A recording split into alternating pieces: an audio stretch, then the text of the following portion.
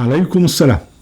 أهلا وسهلا بكم أحبتي في برنامجكم لحظات قرآنية، وهذه الحلقة 511، ونبدأ محورا جديدا عن الصلاة.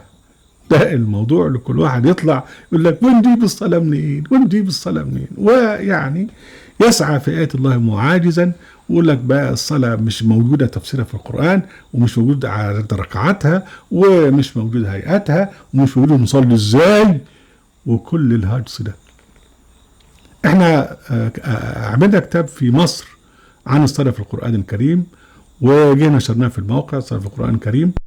لغاية حاليا احنا بننشر الجزء الثاني عن الصلاة عند المسلمين، من أول الخلفاء الفاسقين أبو بكر وعمر وعثمان وعلي، ومن جاء بعدهم كانوا بيصلوا ازاي إلى آخره.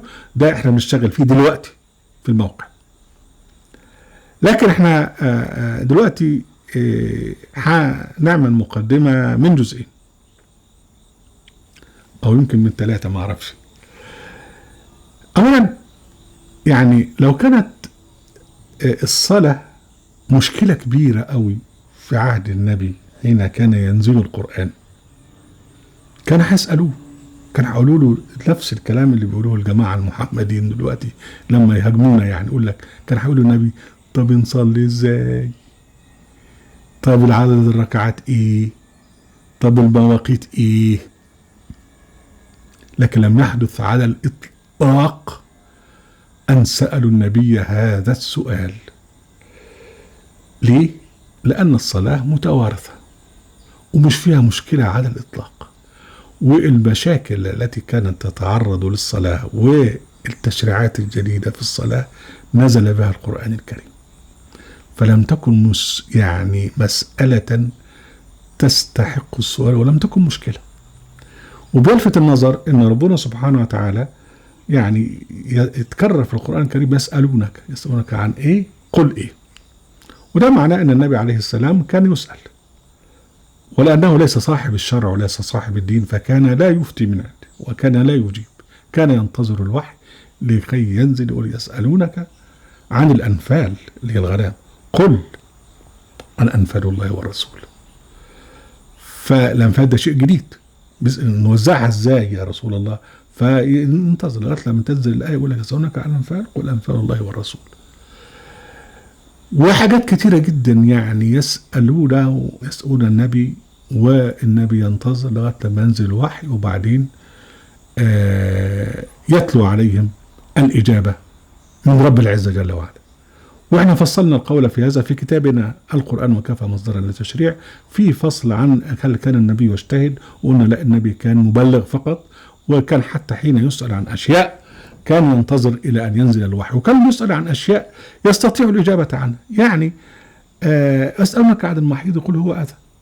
أي إنسان ذو رفيع يعرف أن المحيض دم المحيض أذى، لكن هو لا يستطيع أن يجيب، ينتظر لغايه لما يسألونك عن قل هو أذى فاعتذروا النساء في المحيض.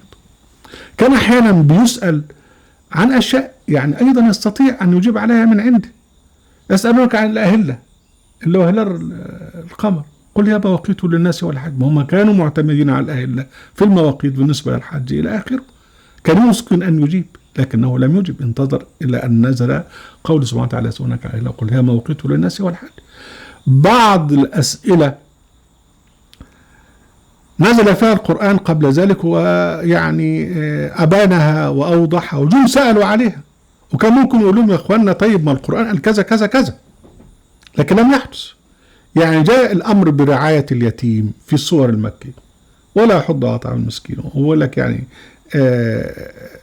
اليتيم فما اليتيم فلا تقهر، آيات كثيرة في الحض على اليتيم. ومع ذلك جم سألوا عن اليتيم، وسألوك عن اليتامى ايه؟ قل اصلاح لهم خير. نفس الاجابه كما تكرر قبل ذلك، اصلاحهم ورعايتهم الى اخره. وطبعا اليتيم وتركه يعني ما يرثه اليتيم فيها ايات كثيره، ومع ذلك سالوا ولم يجب عليه السلام، انتظر لما جاء الوحي. اكثر من كده تكرر السؤال عن الساعه واتي، وكل مره في السور المكيه ينتظر يسألونك عن الساعة أيان مرساها فيما أنت من ذكراها إلى ربك منتهاها إنما أنت منذر من يخشاها. يعني أنت مالك أنت. وسورة الأعراف يسألونك عن الساعة أيان مرساها قل إنما علمه عند ربي لا يجليها لوقتها إلا هو. ومع ذلك في المدينة برضو سألوا عن الساعة، يعني فربنا رد عليهم في سورة الأحزاب. في كل الأمور دي لم يكن عليه السلام يجيب من عنده، مع أن الأمور تكررت والسؤال تكرر والإجابات تكررت. لكن المهم عندنا في موضوع الصلاة أنه لم يسألوا مطلقا عن عدد الركعات لأنها معروفة، بل حتى لما ربنا سبحانه وتعالى يتحدث عن المساجد في سورة الجن وفي سورة البقرة وفي سورة التوبة. في سورة الجن وأن المساجد لله فلا تدعوا مع الله أحدا إذا كانت هناك مساجد لكن حاطين فيها قبور. وأنه لما قام عبد الله دول كذا يكونون عليه لبدا يقول إنما دور ربنا ربي أحد. ولما في سورة البقرة آية 114 يعني منظمة من منع مساجد الله أن يذكر فيها اسمه، لأنهم بتوع مكة في عهد الهجرة كانوا يمنعوا المؤمنين أنهم يخشوا المساجد. وفي سورة التوبة يعني ما كان المشركين أن يعمروا مساجد الله شاهدين عن أنفسهم بالكفر، يعني كان في مساجد عند المشركين. وربنا لما يعني ذكر الصلاة بتاعتهم ان هي صلاة بدون خشوع وبدون كذا، وقال لك وما كان صلاتهم عند البيت الا مكاء وتصدية. وربنا قال أرأيت الذي ينهى عبدا إذا صلى، زي في أوائل ما نزل من القرآن الكريم في سورة العلق. يعني الآيات دي كلها ما جعلتش واحد منهم يسأل ربنا، يسأل النبي يقول طب الصلاة فيه، لأن هم معروفة مش مشكلة على الإطلاق.